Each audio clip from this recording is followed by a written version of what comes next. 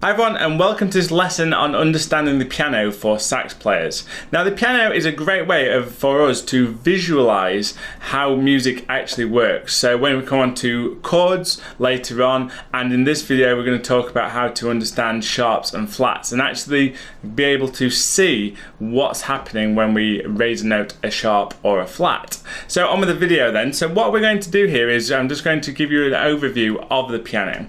So the piano here, you can see we've got 2 black keys and 3 black keys, and this goes all the way up the keyboard.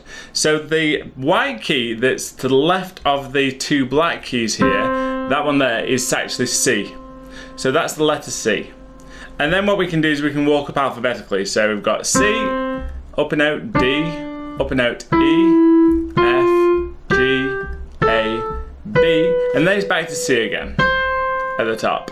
So that's our basic keyboard structure. So we've got white notes and we've got black notes. Now our black notes are our sharps and our flats. So I'll come on to that in a minute then. So C is to the left of the 2 black keys and F is to the left of the 3 black keys. Notice how we don't have a black key between E and F. So that's all to do with equal temperament, which basically means that we have 7 different white keys and 5 different black keys within an octave. That's what we expect within our musical system. So the first thing we need to talk about then is distances between notes. Now what I'm going to do is introduce 2 new words to you. I'm going to introduce the word tone and the word semitone.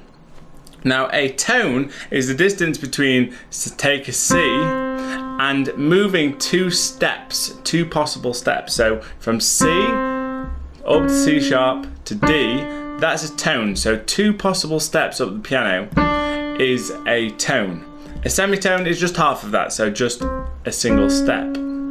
Now a sharp takes us up a semitone. It raises the note a semitone. So if you had your saxophone and you're going to play G to G sharp, for example, G sharp, well, we'd find G, there's our G on the piano, and what happens when I raise it a semitone? Well, I just take it from here up a semitone to there.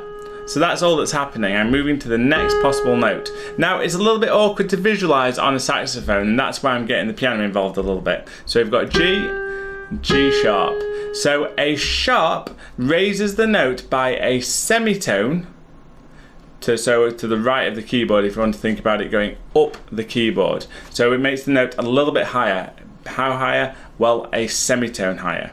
If I had a flat on the other hand, so say I had G flat, I'd take my G there and I go G, lower it a semitone, G flat. So there's my G flat. Now if you notice, if this is F here, this one here to the left of the 3 black keys, that's F.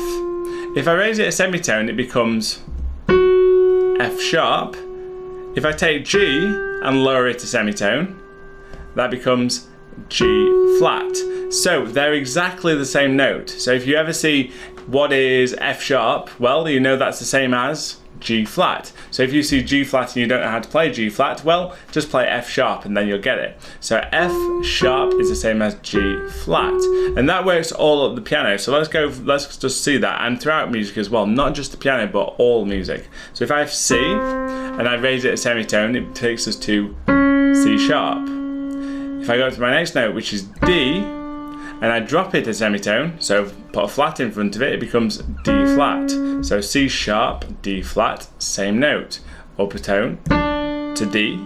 So D sharp, E flat. D sharp and E flat are exactly the same note. Now let's do this one. So E. If I raise E a semitone, what happens? Well, there's no black key there, so I have to take a step to the right. E to F natural, E, F natural. So E sharp is the same as F natural. Now F flat is the same as, well, what key have I got here? F flat is the same as E natural.